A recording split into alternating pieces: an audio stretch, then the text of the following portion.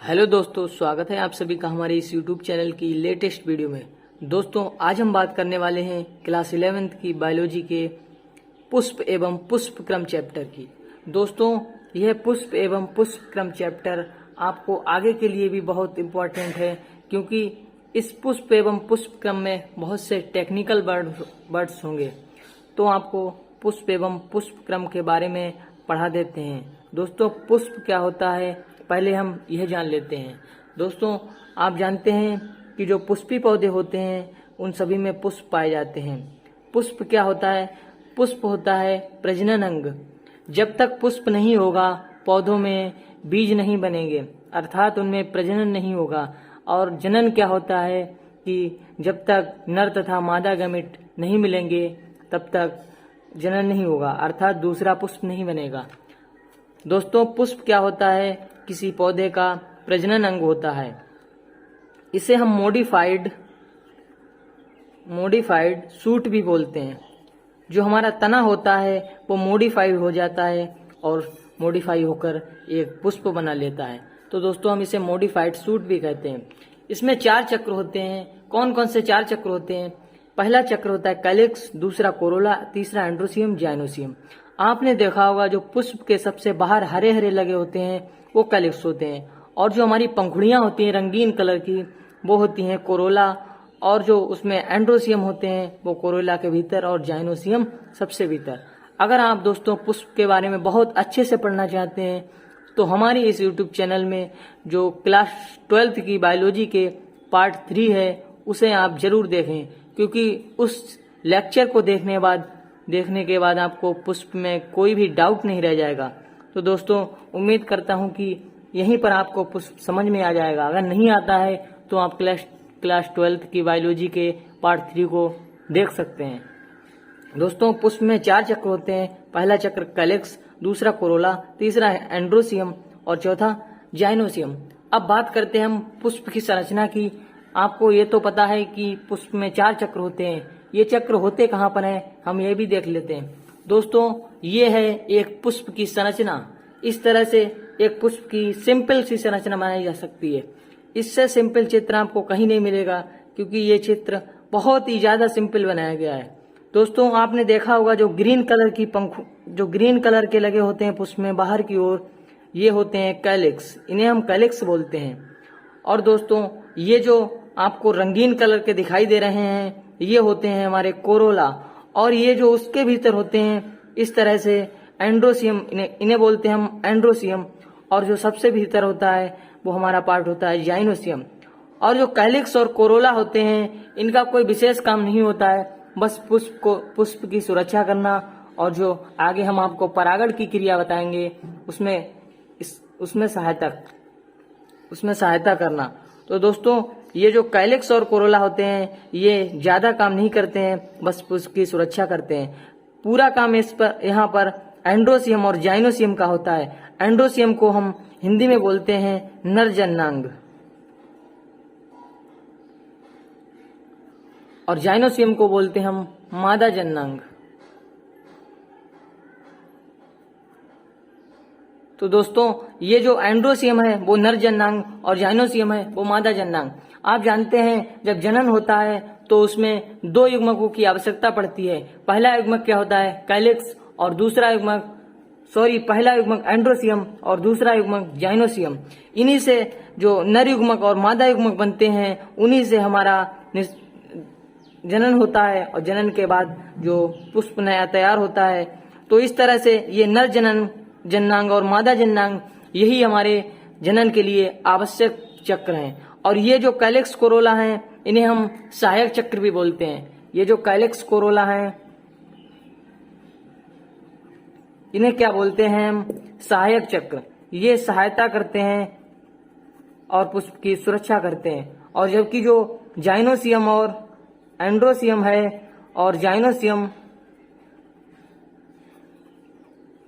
अगर आप पुष्प को और अच्छे से क्लियर करना चाहते हैं, पुष्प को देखकर उसकी संरचना बताना चाहते हैं, तो आप क्लास 12th की बायोलॉजी के 3rd पार्ट को जरूर देखें। तो दोस्तों, ये जो एंड्रोसियम और जाइनोसियम होते हैं ये होते हैं पुष्प के जो जनन चक्र होते हैं। इन्हीं से हमारा जनन होता है। और जनन किस तरह से होता है? जो एंडोसियम होता है उससे नर युग्मक बनता है और जाइनोसियम होता है उससे मादा युग्मक। और ये जो नर युग्मक और मादा युग्मक यही मिलकर आपस में एक जनन करते हैं और जनन के बाद जो इसमें निषेचन होता है उससे जाइगोट बनता है और इस तरह से जो हमारा नया पुष्प तैयार हो जाता है। तो इस तरह से आप बिल्कुल क्लियर हो गए होंगे कि जो कैलिक्स कोरोला है वो सहायक चक्र, एंड्रोसियम और जाइनोसियम वो जनन चक्र, और होते इसमें कितने चक्र हैं? 4 चक्र होते हैं, कैलिक्स कोरोला, एंड्रोसियम, जाइनोसियम। इसीलिए हमने ये कैलिक्स कोरोला, एंड्रोसियम, जाइनोसियम लाइन से लिखा है कि आपको कोई दिक्कत ना हो। और ये सबसे बाहर, फिर उससे अंदर, फिर उससे अंदर, फिर उससे अंदर। तो दोस्तों इस तरह से हमने बात करी है पुष्प की संरचना की। अब दोस्तों पुष्प की संरचना की बात हमने कर ली, और जो आप जानते हैं कि जो पुष्पी पौधे होते हैं उन सभी में पुष्प लगते हैं। तो जो पुष्प लगते हैं वो किस तरह से लगते हैं, किस क्रम में लगते हैं, किस तरह से पुष्प व्यवस्थित होते हैं और किस तरह से अलग अलग पौधों में पुष्प लगते हैं। तो दोस्तों ये जो चैप्टर का नाम है पुष्प एवं पुष्प क्रम, ये यही बताने वाला है कि पुष्प क्या होता है। पुष्प प्रजनन अंग होता है, उसके 4 चक्र होते हैं, कैलिक्स कोरोला, एंड्रोसियम, जाइनोसियम। और जो पुष्प क्रम होता है वो ये बताएगा कि पुष्पी पौधों में पुष्प किस क्रम में लगे होते हैं, पुष्पों का लगने का क्रम किस तरह से होता है, यही हम पढ़ने वाले हैं। तो दोस्तों अब हम पढ़ेंगे पुष्प क्रम क्या होता है, पुष्पों का लगने का क्रम क्या होता है। दोस्तों जो पुष्प क्रम होता है वो क्या होता है, आइए देखते हैं। पुष्पावली वृंत पर पुष्पों के लगने का क्रम पुष्प क्रम कहलाता है। ये तो हमने आपको पहले ही बता दिया कि पुष्प किस क्रम में लगे होते हैं, वही पुष्प क्रम कहलाता है, अर्थात पुष्पों के लगने का क्रम पुष्प क्रम कहलाता है। और ये पुष्पावली वृंत क्या होता है? जिस वृंत पर पुष्प लगते हैं, जैसे मान लीजिए जो सरसों का पुष्प होता है उसमें जो नीचे वृंत लगा होता है वही पुष्पावली वृंत कहलाता है। और इस तरह से पुष्पावली वृंत पर पुष्पों के लगने का क्रम पुष्प क्रम कहलाता है। ये तो सिंपल सी बात है। अब पुष्प क्रम एक प्रकार से नहीं होता है, सभी जो पौधे होते हैं सभी में अलग अलग प्रकार से होता है। जैसे देखिए पुष्प क्रम के प्रकार, पुष्प क्रम के 4 प्रकार आपको यहाँ पर दर्शाए गए हैं। दोस्तों पुष्प क्रम जो पौधों में पुष्पों को लगने का क्रम है वो 4 प्रकार से होता है। पहला क्रम है असीमाक्षी पुष्प क्रम, इसे इंग्लिश में बोलते हैं रेसिमोज। और दूसरा है ससीमाक्षी पुष्प क्रम, इसे इंग्लिश में बोलते हैं साइमोस। विशिष्ट पुष्प क्रम, स्पेशल, और इसे जो संयुक्त पुष्प क्रम है इसे कंपाउंड।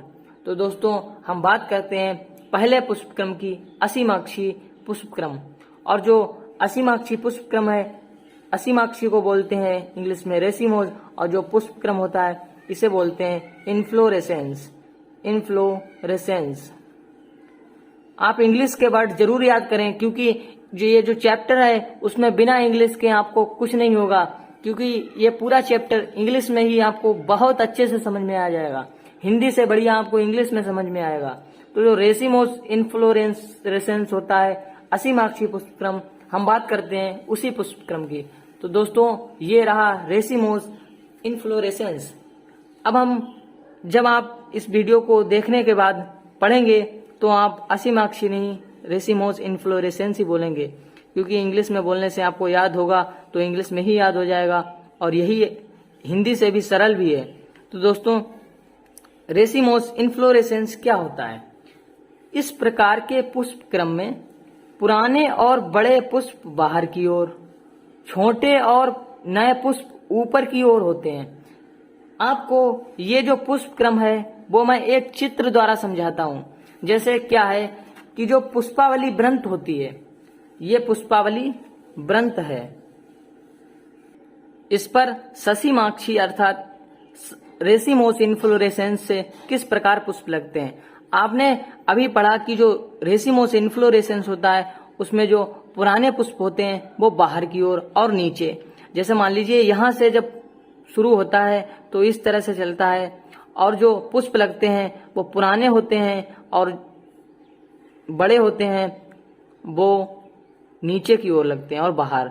इस तरह से ये इससे जो छोटा पुष्प होगा वो यहाँ पर, और इससे छोटा यहाँ पर, और फिर इससे छोटा यहाँ पर, और फिर जो दूसरा पुष्प लगेगा वो यहाँ पर, और फिर इस तरह से चलता जाएगा।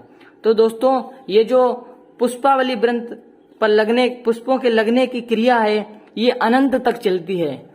ठीक है दोस्तों, क्योंकि इसमें पता नहीं कितने पुष्प लग सकते हैं। ये पुष्प जो बड़ा है और पुराना है, जो पुष्प लगे कुछ दिन हो गए हैं, तो वो पुष्प नीचे की ओर होगा और बाहर की ओर होगा। ये पुष्प देखिए सबसे बाहर है, और ये फिर थोड़ा ऊपर हो जाता है। जैसे पुराने पुष्प कम होते हैं, अर्थात नए पुष्प आते रहते हैं, वो ऊपर की ओर लगते रहते हैं। और ये देखिए दोस्तों, ये इससे नया पुष्प है तो ये ऊपर की ओर है, ये इससे नया है, और इस तरह से ये जो क्रम चलता रहता है वो अनंत तक चलता रहता है, क्योंकि इसमें कोई लिमिट नहीं होती है, पुष्प अनंत तक लग सकते हैं। तो दोस्तों ये बात आपको रेसिमोस इन्फ्लोरेसेंस में याद रखनी है कि जो पुराने पुष्प होते हैं और बड़े होते हैं वो बाहर की ओर अर्थात नीचे की ओर होते हैं। ये बाहर भी है और नीचे भी है। और जो नए पुष्प लगते रहते हैं वो क्या होते हैं, अंदर की ओर होते हैं और ऊपर की ओर होते हैं। ये जो नए पुष्प लगते हैं और जो छोटे होते हैं वो ऊपर की ओर, और जो पुराने और बड़े होते हैं वो नीचे की ओर और बाहर लगते हैं। तो दोस्तों ये इन्फ्लोरेसेंस कौन सा है, रेसिमोस इन्फ्लोरेसेंस, इसे हम हिंदी में बोलते हैं ससीमाक्षी, इसे हम हिंदी में बोलते हैं असीमाक्षी, असीमाक्षी पुष्पक्रम। तो दोस्तों ये बात हुई असीमाक्षी पुष्पक्रम की, जिसमें पुराने और बड़े पुष्प बाहर की ओर और नीचे की ओर लगते हैं, और जो छोटे पुष्प होते हैं वो ऊपर की ओर लगते हैं। तो दोस्तों आपको असीमाक्षी पुष्पक्रम बिल्कुल क्लियर हो गया होगा। और यही मैंने आपको बताया था कि पुष्पावली वृंत पर लगने की जो क्रम होता है वो पुष्पक्रम कहलाता है। ये जो आपको दिख रहा है यही पुष्पक्रम कहलाता है, पुष्पक्रम, ये जो पुष्पों का लगने का क्रम है। और दोस्तों ये जो आपको ये दिख रहा है इसे बोलते हैं हम पुष्पावली। इसी पर तो पुष्प लग रहे हैं, और उनका क्रम कैसा है वही हमें पुष्पक्रम में बताना है। तो कौन सा क्रम है, असीमाक्षी पुष्पक्रम। तो दोस्तों असीमाक्षी पुष्पक्रम आपको क्लियर हो गया होगा। अगर आप आपको कहीं भी डाउट रह जाता है तो कमेंट में जरूर लिखें, क्योंकि ये जो पुष्प क्रम है वो पुष्प की संरचना को पढ़ के आएगा, और जब आपको पुष्प के बारे में नहीं ज्ञात होगा तो पुष्प क्रम नहीं पढ़ पाएंगे। और पुष्प क्रम भी 4 प्रकार का होता है असीमाक्षी, और इसके भी 7-8 प्रकार होते हैं। तो आपको असीमाक्षी पुष्प क्रम में अगर कोई दिक्कत हो तो कमेंट में जरूर लिखें। उम्मीद करता हूं कि कोई दिक्कत नहीं होगी, इसलिए बढ़ते हैं असीमाक्षी पुष्पक्रम के प्रकारों की ओर। दोस्तों ये पहला प्रकार है असीमाक्षी पुष्पक्रम का। ये क्या है, असीमाक्ष। आप इसमें कंफ्यूज ना हो, क्योंकि ये जो पुष्पक्रम है असीमाक्षी पुष्पक्रम है, और जो असीमाक्ष है वो इसी का भाग है। तो दोस्तों इसीलिए हम बोलते हैं कि इंग्लिश में जरूर याद रखें, यहाँ पर रेसिमोस इन्फ्लोरेसेंस है और यहाँ पर रेसिम। इंग्लिश में आपको कोई दिक्कत नहीं होगी। तो दोस्तों हम बात करते हैं जो असीमाक्षी पुष्पक्रम के पहले पार्ट की, जिसका नाम है असीमाक्ष। तो दोस्तों इसमें जो मुख्य अक्ष होता है वो लंबा होता है और सब्रंत पुष्प निकलते हैं। जो पुष्प होता है उसमें व्रंत लगा होता है। जैसे ये जो सरसों और मूली का हमने आपको एग्जाम्पल बताया था, जैसे ये जो पुष्पावली वृंत है और इस पर जो पुष्प लगे होते हैं, ये मान लीजिए पुष्प है, ये बड़ा पुष्प है। पुष्प उसी तरह से लगेंगे कि जो पुराने और बड़े पुष्प होंगे वो नीचे की ओर, और जो छोटे होंगे वो ऊपर की ओर, छोटे और नए पुष्प होंगे वो ऊपर की ओर लगेंगे। तो पुष्प तो वैसे ही लगेंगे, बस इसमें जो पुष्प होते हैं उनमें जो व्रंत होता है, ये आपको दिख रहा है, ये पुष्प व्रंत कहलाता है। पुष्प व्रंत, पुष्प जिस व्रंत की सहायता से पुष्पावली वृंत पर लगे होते हैं वो क्या कहलाता है, पुष्प व्रंत। आपने सरसों के पुष्प में देखा होगा, जो पुष्प के नीचे एक लंबी सी जो संरचना होती है वो पुष्प व्रंत कहलाती है। इस तरह से पुष्प लगेंगे। पुष्प तो असीमाक्षी पुष्प क्रम के आधार पर ही लगेंगे। जो पुष्प हैं वो जो बड़े हैं वो नीचे की ओर, और पुराने हैं वो नीचे की ओर, और जो छोटे एवं नए होते हैं वो ऊपर की ओर। बस इसमें एक शर्त है कि इसमें जो पुष्प होंगे वो सब्रंत निकलते हैं, अर्थात व्रंत पाए जाते हैं, और ये अनंत तक चली जाएगी। तो इसमें पुष्पों का लगने का क्रम क्या है? वही क्रम है जो असीमाक्षी में था। पुष्प छोटे और जो नए होते हैं वो ऊपर की ओर, और जो बड़े होते हैं और पुराने होते हैं वो नीचे की ओर। तो दोस्तों इसमें बस एक शर्त है कि जो पुष्प होंगे वो पुष्प वृंत से उनमें पुष्प वृंत जरूर होगा। जो पुष्प वृंत है वो इसकी एक कंडीशन है और वही होनी चाहिए। जब तक ये नहीं होगी ये असीमाक्ष पुष्प क्रम अर्थात रेसिम इन्फ्लोरेसेंस नहीं कहलाएगा। ये तो असीमाक्षी का पहला पार्ट है। असीमाक्ष रेसिमोस इन्फ्लोरेसेंस का पहला पार्ट है रेसिम। तो दोस्तों इसमें क्या होता है, जो पुष्प हैं वो सबरंत निकलते हैं। अब दोस्तों बात करते हैं रेसिमोस इन्फ्लोरेसेंस की सेकंड पार्ट की। सेकंड पार्ट क्या है? स्पाइक। स्पाइक क्या है? इसमें जो अक्ष होता है वो वृद्धिशील होता है, अर्थात जो अक्ष होता है वो बढ़ता रहता है ऊपर की ओर, और जिस पर अवरंत पुष्प लगते हैं। सबरंत का मतलब क्या है? व्रंत सहित, जो हमने अभी पढ़ा जिसमें व्रंत लगे थे। और सबरंत का मतलब क्या है? अवरंत का मतलब क्या है? जिसमें व्रंत नहीं निकलते हैं। तो इसे हम समझेंगे। ये तो आपके लिए बहुत ही सरल होगा दोस्तों। ये है हमारा पुष्प, ये जो है पुष्पावली है, और इस पर पुष्प उसी तरह से लगेंगे। जो पुराने होंगे और बड़े होंगे वो नीचे की ओर, और छोटे और नए होंगे वो बाहर की ओर, ऊपर की ओर।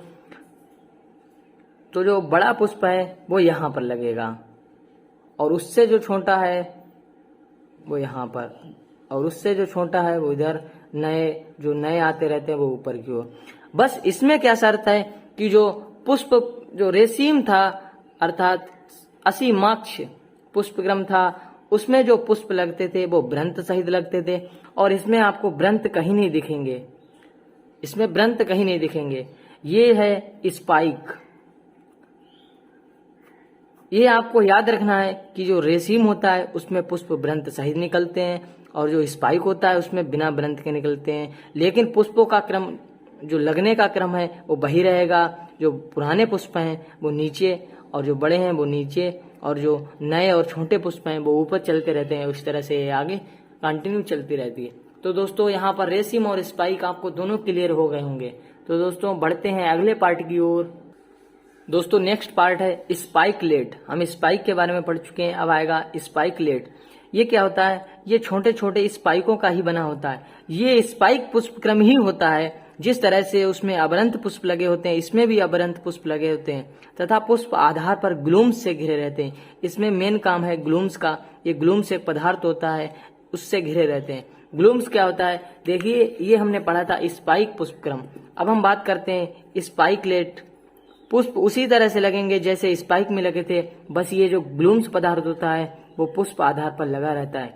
ये ग्लूम्स पदार्थ लगा रहता है। तो आपको बस ये याद रखना है कि जो स्पाइकलेट पुष्प क्रम है वो स्पाइक की तरह ही होता है, और इसमें ये जो पुष्प आधार होता है उस पर ग्लूम्स पदार्थ लगा रहता है। तो दोस्तों उम्मीद करता हूँ कि रेसिम, स्पाइक और स्पाइकलेट आपको तीनों क्लियर हो गए होंगे। अब बढ़ते हैं अगले पार्ट की ओर। दोस्तों यहाँ पर आपको एग्जाम्पल भी याद रखने हैं। ये जो एग्जाम्पल हैं ये इस परिभाषा से ज्यादा इम्पोर्टेंट है, क्योंकि जब तक आपको एग्जाम्पल नहीं पता होंगे आप अनुमान नहीं लगा पाएंगे। तो दोस्तों अगर आपको सरसों का पुष्प पता है, आपने देखा होगा, तो उस तरह से आप बता सकते हैं कि वो लंबा होता है, उस पर सबरंत पुष्प लगे होते हैं। तो असीमाक्ष पुष्पक्रम अर्थात रेसिम इन्फ्लोरेसेंस के दो उदाहरण हैं सरसों और मूली। स्पाइक के दो उदाहरण हैं चिरचिटा और बांसा। जो चिरचिटा और बांसा होते हैं उनमें क्या होता है, जो पुष्प होते हैं वो अवरंत लगे रहते हैं, और जो पुष्पावली बंध पर इस तरह से लगे रहते हैं। और जो बात आती है स्पाइकलेट पुष्पक्रम की, स्पाइकलेट क्या होता है? ये छोटे छोटे स्पाइकों का ही बना होता है, और पुष्प आधार पर ग्लूम्स से लगे रहते हैं। ये जो ग्लूम्स होता है बस इसी में स्पाइकलेट कहलाने लगता है, और नहीं होता है तो स्पाइक। तो इसके उदाहरण क्या है? गेहूं, जौ। जो हमारे अनाज होते हैं वो जैसे गेहूं है, जौ है, धान है, आपने ध्यान से देखा होगा उसमें अवरंत पुष्प लगे रहते हैं, और उनमें बस क्या खासियत होती है? इसमें ग्लूम्स लगा रहता है। तो दोस्तों स्पाइकलेट के उदाहरण कौन से हो गए? गेहूं, जौ, धान। और स्पाइक के क्या उदाहरण हैं? चिरचिटा और बांसा। और रेसिम के उदाहरण क्या हैं? ये तो आपको बहुत ही अच्छे से याद रखना है, सरसों और मूली। दोस्तों जब हमारा ये चैप्टर कंप्लीट हो जाएगा उसके बाद हम आपको मिलवाएंगे एक शानदार चीज से। वो क्या चीज है, उसमें आपको ये पूरा चैप्टर ही एक ही पेज में पूरा क्लियर हो जाएगा और आपको इन एग्जाम्पल से डरने की भी कोई दिक्कत नहीं होगी। ये सभी बस एक ही पेज में क्लियर हो जाएंगे। तो दोस्तों अभी हम पहले पूरा चैप्टर क्लियर कर लेते हैं, फिर मिलते हैं जो हमारी ट्रिक है उसके साथ। दोस्तों असीमाक्षी पुष्पक्रम का 4th पार्ट क्या है, कैटकिन। कैटकिन क्या होता है, इसमें मुख्य अक्ष लंबा, दुर्बल व निलंबी होता है, जिस पर एक लिंगी व पंखुड़ीहीन पुष्प लगे रहते हैं। ये जो बात हो रही है ये यहाँ पर मुख्य अक्ष होता है, इसे हम पुष्पावली ही कहते हैं। और दोस्तों ये क्या होता है, एक दुर्बल होता है। इसका उदाहरण क्या है, सहतूत। आपने देखा होगा जो ये मान लीजिए पुष्प है, वो सॉरी पौधा है, और ये जब उस पर ये मान लीजिए कोई डाली है और इस पर जब पुष्प लगता है सहतूत का तो वो नीचे झुक जाता है, इस तरह से लगता है। ये जो सहतूत का पुष्प लगा होता है, ये जो उसमें जो मुख्य अक्ष होता है वो लंबा तो होता है लेकिन दुर्बल होता है, निलंबी होता है, अर्थात नीचे की ओर झुक जाता है। तो दोस्तों ये जो मुख्य अक्ष होता है इसका ये लंबा होता है और दुर्बल होता है। आपने देखा होगा जो सहतूत के पुष्प होते हैं वो नीचे की ओर झुक जाते हैं। आपने देखा होगा जो सहतूत में ये इस तरह से संरचना दिखाई देती है, वो एक पुष्प नहीं होता सहतूत का, वो एक पूरा पुष्प क्रम होता है। और उसमें आपने देखा होगा जो छोटे छोटे व्रंतहीन अर्थात अवृंत पुष्प लगे रहते हैं, वही जो वो पुष्प क्रम होता है वो पूरा पुष्प क्रम होता है। और ये जो इसका एक आपने देखा होगा छोटे छोटे लगे होते हैं, अगर उसमें से एक निकालें वो एक सहतूत का पुष्प कहलाएगा, बट ये जो होता है ये पूरा पुष्प क्रम होता है। तो दोस्तों ये बात होती है कैटकिन की। कैटकिन क्या होता है, इसमें जो मुख्य अक्ष होता है वो लंबा, दुर्बल और निलंबी होता है, और इसमें जो पुष्प लगे होते हैं वो अवृंत लगे होते हैं। तो दोस्तों इसका एग्जाम्पल क्या हो जाएगा, कैटकिन का एग्जाम्पल क्या हो जाएगा, सहतूत। ये आपको याद रखना है, कैटकिन का एग्जाम्पल क्या हो जाएगा, सहतूत। और फिर दूसरा एग्जाम्पल सेलिक्स। इसमें बस आपको याद रखना है कि जो मुख्य अक्ष होता है वो लंबा, दुर्बल एवं निलंबी होता है और नीचे की ओर झुक जाता है। तो दोस्तों आपको सहतूत से याद रखना है कि जो सहतूत का पुष्प होता है वो नीचे की ओर झुके रहते हैं, और जो एक पुष्प होता है उसे अगर हम निकाल कर देखें वो एक लिंगी एवं पंखुड़ीहीन होता है, उसमें पंखुड़ी नहीं पाई जाती है। और जो आपने देखा होगा इस तरह से होता है वो पूरा एक पुष्प क्रम होता है, एक पुष्प नहीं होता है। इस पूरे को हम बोलेंगे इन्फ्लोरेसेंस अर्थात पुष्प क्रम। ये पूरा पुष्प क्रम होता है। तो दोस्तों अब हम बात करते हैं रेसिमोस इन्फ्लोरेसेंस की दूसरे पार्ट की। अब दोस्तों बात आती है स्पेडिक्स। ये नेक्स्ट पार्ट है रेसिमोस इन्फ्लोरेसेंस का। आप हिंदी में मत याद करें, बस स्पेडिक्स ध्यान रखें। जो स्पेडिक्स होता है वो क्या होता है, ये भी स्पाइक के समान ही होता है। जैसे स्पाइकलेट था स्पाइक के समान, स्पाइकलेट में बस ग्लूम्स लगा रहता है। जैसे उदाहरण बताया था गेहूं, जो अनाज होते हैं गेहूं, जो धान, और जो स्पाइक होता है उसमें अवृंत पुष्प लगे रहते हैं। स्पाइकलेट में क्या होता है, इसमें ग्लूम्स अलग से आ जाता है। ये भी स्पाइक की तरह होता है, बस इसमें जो गूदेदार व्रंत होता है, जो व्रंत होता है वो 2 अथवा 2 से अधिक बड़े रंगीन निपत्रों से ढका रहता है। आप इससे केले के उदाहरण से बहुत अच्छे से समझ सकते हैं। आपने केले का पौधा जरूर देखा होगा। जो केले का पौधा होता है उसमें जो पुष्प आता है, ये जो आपने देखा होगा जो पुष्प लगे रहते हैं उस पर जो पुष्प आता है वो क्या होता है, रंगीन निपत्रों से ढका रहता है। उसमें आपने देखा होगा बहुत सारे निपत्र लगे होते हैं। जो निपत्र देखे होंगे आपने, उसका कलर रंगीन होता है, वो उसमें लगे रहते हैं। बस इसमें स्पेडिक्स में यही ध्यान रखना है कि जो स्पाइक पुष्पक्रम होता है बस यही इसी के समान होता है। बस इसमें क्या आ जाते हैं, रंगीन निपत्र आ जाते हैं। आपने केले के पुष्प में जरूर देखे होंगे जो रंगीन निपत्र होते हैं वो लगे रहते हैं। तो दोस्तों ये बात हो गई स्पेडिक्स की, इसमें रंगीन पत्र होते हैं। आपको एग्जाम्पल याद रखना है, अरबी और केला। अब दोस्तों बात आती है कोरिम्बिया समसिक्की। कोरिम्बिया समसिक्की। तो दोस्तों यहाँ पर ये लिखा है, इधर देखते हैं हम। अब हम क्या पढ़ेंगे, कोरिम्ब या समसिक्की। दोस्तों हम इसे हिंदी के नाम से क्लियर कर दें। यहाँ क्या लिखा है? सम। सम माने क्या होता है? बराबर। और सिख माने यहाँ पर क्या हो जाएगा? पुष्पवृंत। सिख मतलब शाखा, और पुष्प में कौन सी शाखा किस तरह से जो लगा होता है वो होता है पुष्पवृंत। अब दोस्तों इसे हम बहुत ही अच्छे से समझेंगे। दोस्तों मान लीजिए ये कोई पुष्पावली है, पुष्पावली तो आपने बना ली, इस पर ही पुष्प लगेंगे, ये बात तो आपको क्लियर हो गई। अब दोस्तों किस तरह से लगेंगे? जो समशिख है मतलब बराबर पुष्पक्रम, बराबर पुष्पवृंत होंगे। तो दोस्तों पुष्पवृंत क्या होते हैं? पुष्पों के जो नीचे जो वृंत पाया जाता है वो पुष्पवृंत कहलाता है, और इसमें बराबर होंगे। समशिख का मतलब बराबर। तो दोस्तों इसमें जो पुष्प लगेंगे वो असीमाक्षी पुष्पक्रम के आधार पर ही लगेंगे। जो पुराने और बड़े पुष्प वो नीचे की ओर, और जो छोटे और नए पुराने और बड़े पुष्प नीचे की ओर, और जैसे ही नए पुष्प आते रहेंगे वो ऊपर की ओर ऐसे करके लगते जाएंगे। तो दोस्तों हमें बात करनी है समशिख की।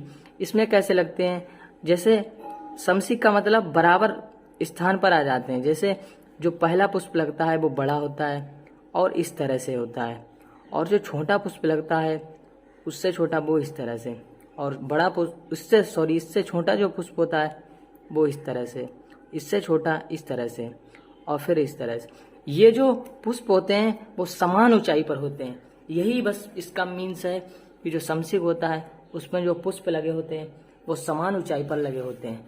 तो दोस्तों इस तरह से आपने जाना कि जो समशिख पुष्पक्रम होता है उसमें पुष्प तो रेसिमोस इन्फ्लोरेसेंस के आधार पर लगते हैं, बट इसमें क्या होता है जो पुष्प होते हैं वो समान ऊंचाई पर लगे होते हैं।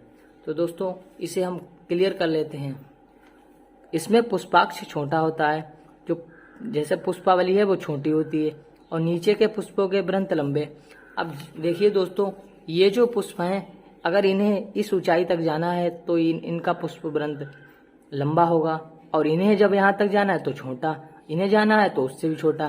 तो जो नीचे के पुष्प होते हैं उनका पुष्पावली वृंत लंबा होता है, और ऊपर के पुष्पों के वृंत छोटे होते हैं। ऊपर तो उन्हें कम ऊंचाई तक जाना पड़ेगा। तो दोस्तों अतः सभी पुष्प एक ही ऊंचाई पर होते हैं। कोरिम्ब या समशिख का मतलब यही है कि जो पुष्प होते हैं वो एक ही ऊंचाई पर होते हैं। इसका उदाहरण आपको जरूर ध्यान रखना है, कैंडीडक्ट और केसिया सोफेरा। कैंडीडक्ट और केसिया सोफेरा में इस प्रकार का पुष्पक्रम पाया जाता है। जो पुष्प होते हैं वो समान ऊंचाई पर लगे होते हैं। अब दोस्तों हम बात करते हैं नेक्स्ट पार्ट की, जिसका नाम है पुष्प छत्र या अंबल। अंबल पुष्प छत्र के नाम से आपको क्लियर हो रहा है। जो पुष्प छत्र मतलब पुष्पों का एक छाता समझ लीजिए। इसे हम सिंपल लैंग्वेज में समझें तो पुष्पों का छाता। अब आपने देखा होगा पुष्पों का, यहाँ पर हम एक छाता ही बना लेते हैं, यहाँ पर हम एक छाता बना लेते हैं। इस तरह से आपको छाता दिखता है ऊपर का, और ये मान लीजिए कोई पुष्पावली है, ये है एक पुष्पावली, और इस तरह से आपने एक छाता बना लिया। तो दोस्तों इस पर हम जो पुष्प लगते हैं वो इस तरह से लगते हैं। जैसे मान लीजिए ये चित्र बनाने का बहुत ही बढ़िया स्टाइल है। तो दोस्तों अगर हम पुष्प लगाते हैं तो जो बड़े और पुराने पुष्प वो हमें नीचे लगाने पड़ेंगे। तो दोस्तों वो इस तरह से लगते हैं, और जो छोटे और ये मान लीजिए बहुत पुराना और बड़ा पुष्प है, और इससे जो छोटा होगा वो इस तरह से, और इससे छोटा होगा वो इस तरह से, और इससे छोटा वो इस तरह से, और इससे छोटा वो इस तरह से। ये आपने देखा ये एक छाते की तरह बना लेते हैं, इसलिए इस पुष्पक्रम को पुष्प छत्र कहा जाता है। आपने इसका एग्जाम्पल बहुत ही बढ़िया से देखा होगा, उसका एग्जाम्पल है धनिया, जीरा। धनिया में देखा होगा जो धनिया का पुष्पक्रम होता है, उसमें जो आपने देखा होगा वो एक छाते की तरह ऊपर हो जाता है। तो दोस्तों धनिया और जीरा हम याद रखेंगे। पुष्प छत्र का मतलब ही है पुष्पों का छाता, अर्थात जो पुष्पों का क्रम होता है वो एक छाते की तरह हो जाता है, और पुराने और बड़े पुष्प नीचे ही होते हैं, छोटे और नए पुष्प ऊपर की ओर होते हैं। इसका एग्जाम्पल आपको याद रखना है धनिया और जीरा। तो दोस्तों हम बात करते हैं अगले पार्ट की ओर, जिसका नाम है मुंडक। इसे हम हेड भी बोलते हैं, इसे कैपिटुलम भी बोलते हैं, कैपिटुलम या हेड। आपने इसे हम सूरजमुखी के उदाहरण से समझते हैं, या गेंदा। आपने देखा होगा जो सूरजमुखी या गेंदा का पुष्प है वो ऊपर की ओर बिल्कुल एक मतलब ऐसा होता है जैसे ऊपर की ओर इस तरह से दिखता है पुष्प। ये जो पुष्प होता है सूर्यमुखी का वो कुछ इस तरह से दिखता है।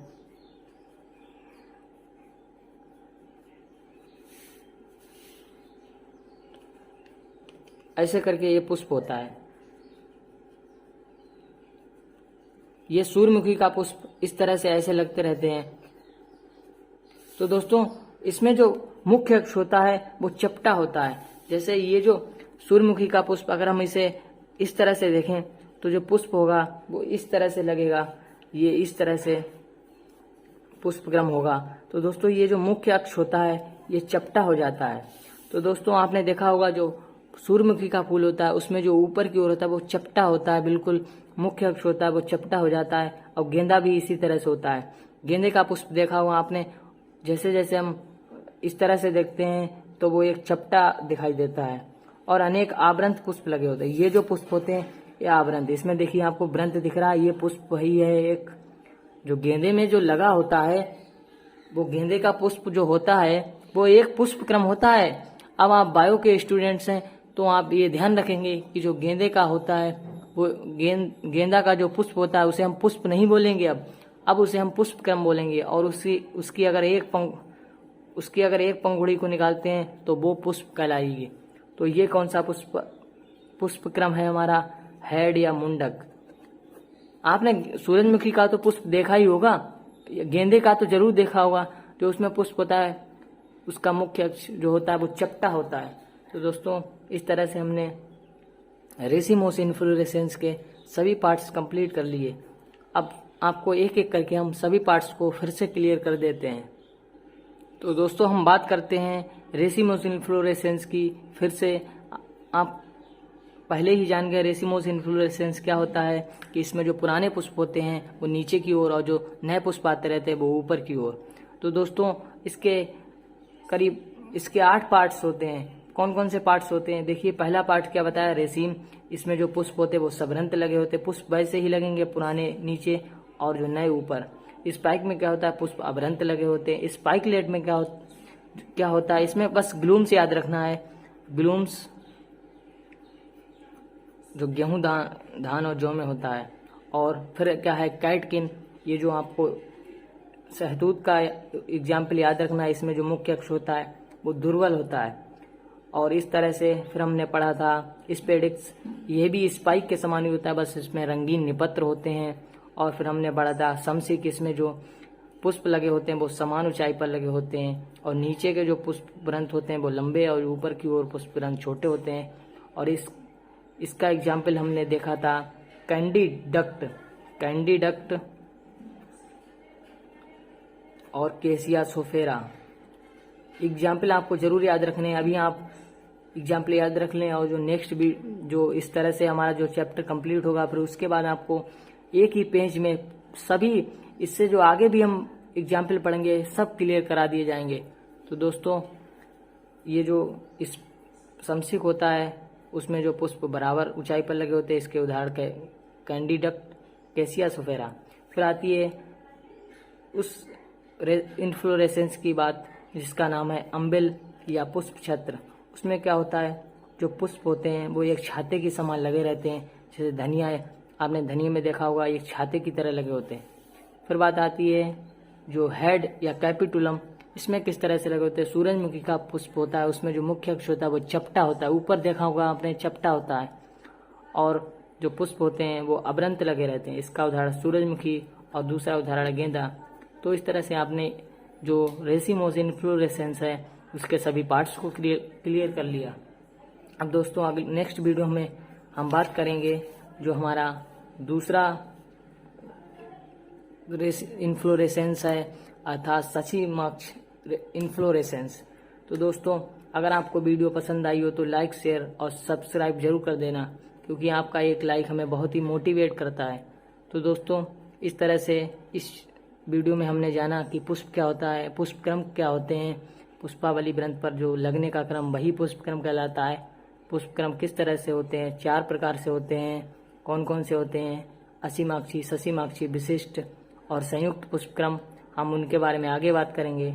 और हमने असीमाक्षी पुष्पक्रम को बहुत ही विस्तार से क्लियर कर लिया। तो दोस्तों मिलते हैं नेक्स्ट वीडियो में। और आप अगर पुष्प के बारे में अच्छे से पढ़ना चाहते हैं तो क्लास 12th की बायोलॉजी के पार्ट 3 को जरूर देखें, उसे देखना ना भूलें। तो दोस्तों मिलते हैं नेक्स्ट वीडियो में। इसी तरह से अपना प्यार और समर्थन बनाए रखना। थैंक यू दोस्तों।